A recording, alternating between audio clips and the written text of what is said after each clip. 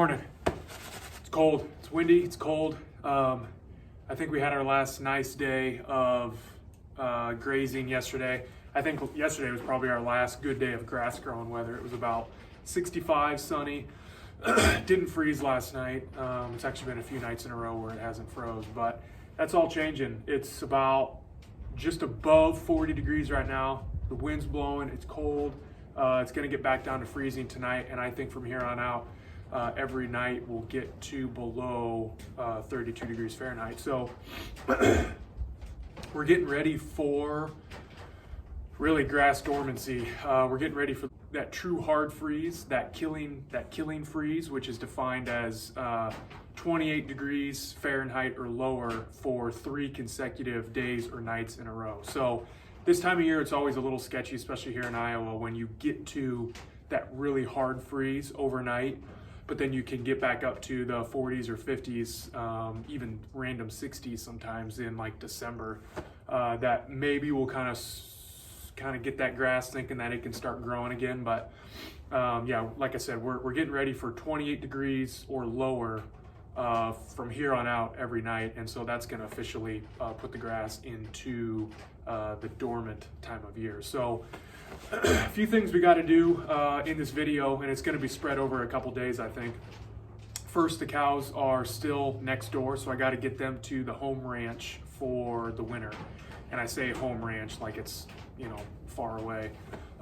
They're just, like I said, they're just next door. So those of you who have seen my other videos know that it's just a quick little walk to get them next door. But I got about 30 days out of that pasture, about 2 acres, I think it is, which is really good. I was super pumped that I got really close to 30 days, I think like 28 days.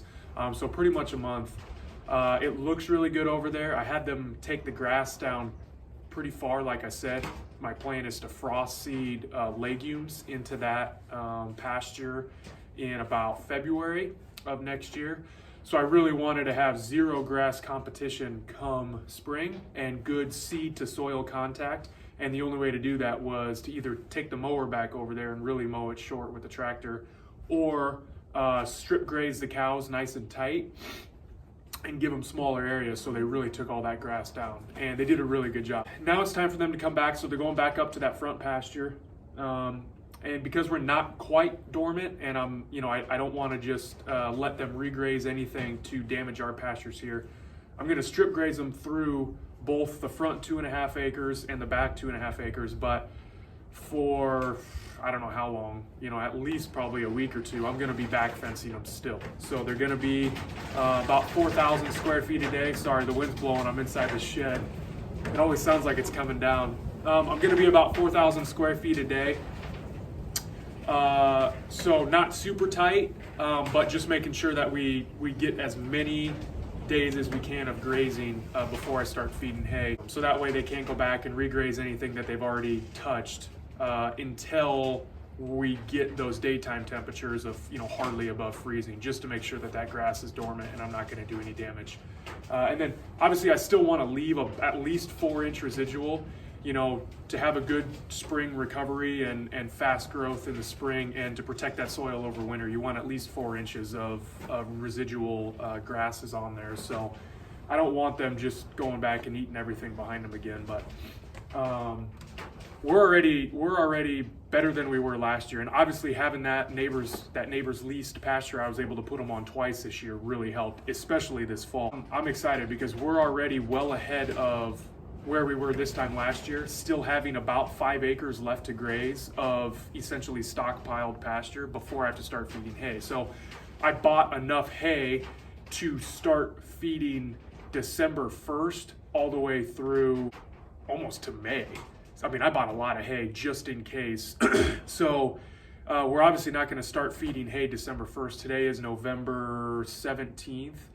So with 5 acres left ahead of us to strip graze, assuming we don't get a crazy ice storm or a crazy snowstorm that covers all that forage up and locks it up to them, we still have plenty of time ahead of us to have the cows graze pasture. I'm hoping I can get damn near January 1st before I have to start feeding hay this year. I think last year it was about December 15th I started feeding hay.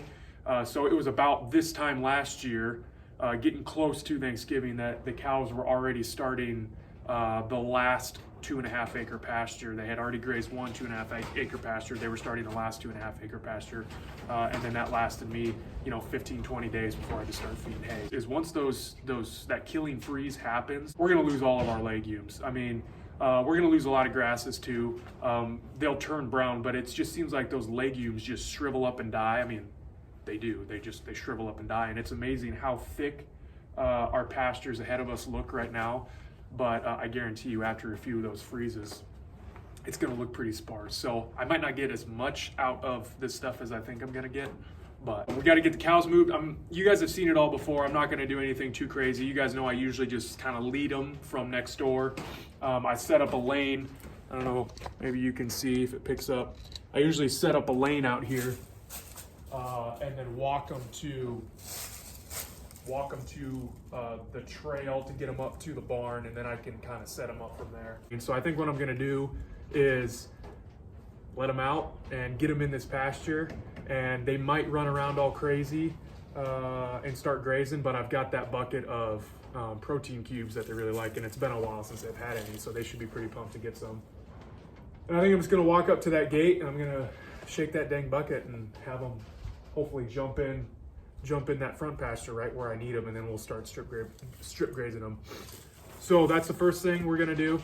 And then in 2 days, today's Wednesday, on Friday about noon, we're actually gonna get them to the vet to preg check them.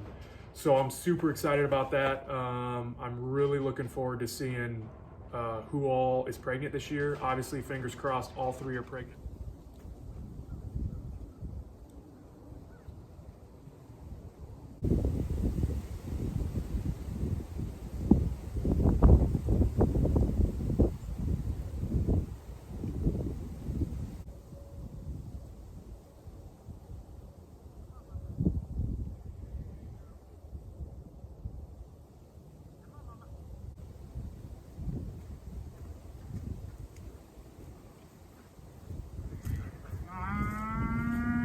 Come on, bud. Dude, having tame cows is amazing. Didn't even have the bucket. They just wanted to follow. Man, it makes life so much easier. Look at this. Dude, that's perfect. Oh, buddy. Good buddy. Good buddy. All right. Good buddy. Yeah. All right. Come here. Come on, mama.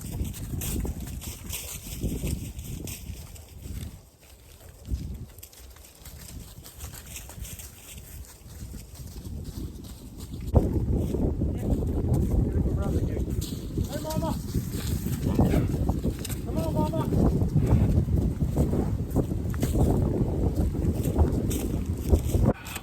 There's always got to be one.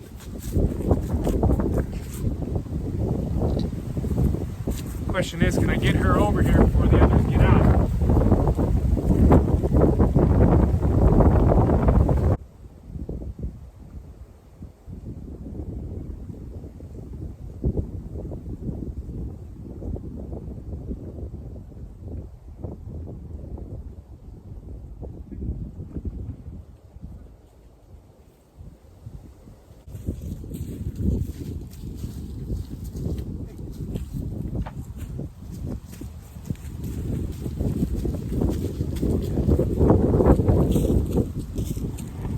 So really good stuff ahead of them here. This front pasture is fully recovered and it fully regrew before the grass growth really started to slow down. So I'm looking forward to having them get on this stuff and gain as much weight as I can. I went over and looked at that pasture that just came off of. I thought maybe I'd get some clips of the grass over there, but man, there's just not much left. Like I said, I had them take it down quite a ways. There's not much to show you over there. And I probably could have left them on there for another day or so, just to have them kind of go back and clean up everything that they hadn't touched, or even some of the stuff that started to regrow. Give myself another half a day to a day of not having to feed hay ahead of us. But at the end of the day, I wanted to get them back here. You don't want to lose condition, right? This one right in front of me, this small black one, you can see she's looking pretty thin. She is nursing that calf behind her there. She was already pretty small. She's my biggest concern right now. They all are, obviously. If they're actually pregnant, we want to keep them as healthy as possible, so there's no fetal loss or anything like that. And then, like I said, just keeping their body condition up, because we're going into winter and you're never going to gain body condition in winter. The best you can do is keep it. They're never going to gain weight in winter. They can just kind of keep the weight that they have. So the last thing I want is to have them actually losing weight going into winter, and just to get an extra day or two of grazing, of not feeding hay, but risk losing weight. Definitely not worth it. But yeah, she's my biggest concern. Like I said, she's first calf heifer. She's nursing. She's always been kind of small and petite. And then I hope that she's pregnant. So she could very well be growing a new calf inside of her. So I need to make sure she gets as much quality nutrition as possible. And this time of year, it's always hard trying to figure out what body condition your cows are in when they start to get their winter hair coats on them. And granted, this is nothing. They're going to get really fluffy here over the next month or two. But it's harder to see ribs. It's harder to see that death triangle sinking in. But I can see more of her shoulder blades. So up top, kind of on both sides of her upper legs there, I just feel like I can see more kind of spine going up to her neck, and then more shoulder blades. She just looks thin, and obviously she's hungry. I mean, she was the only one out of the group that stayed back there in that pasture trying to eat, and she's just mowing down everything right now. So she definitely needs the good nutrition here. So I'm happy to get them moved. Yeah, I will catch back up with you guys in a few days here. We'll get them corralled up by the barn and loaded up into the trailer and taken to the vet, and hopefully it's good news, but we'll see. So see you guys in a few days. Well, I've got good news and I've got bad news. Let's start with the bad news first. I didn't get anything on film. I tried. I had everything set up. Loading cows did not go easy this time. They came up to the barn in the corral system very easily, but the minute they saw all the panels set up and the trailer set up, they ended up turning around, taking off. So I had to chase them around for a while. So I kind of started to run out of time. So I didn't get any footage of loading them up, and I didn't get any footage of them at the vet, unfortunately. They preg checked them all, but they just did it by palpation. There's 3 ways you can do pregnancy checks: blood draw, an ultrasound, or just a palpation. I would have preferred an ultrasound. They didn't do it, unfortunately, and so they did palpation on all 3, and it wasn't worth showing. He just had his arm in there, and so there really wasn't anything fun to record on that. The good news is all 3 of them are pregnant. So vet palped them all. He's calling all 3 of them pregnant. We're at about a little over 100 days for number 46, who we had to rebreed. If you remember back to one of my videos when I was just kind of talking at the camera, I was struggling because I came down that morning. The vet had said I had AI'd her the afternoon before. The following day, he said, if you still see any signs of her in heat or standing heat, bring her back that morning. We'll do another stick just to make sure.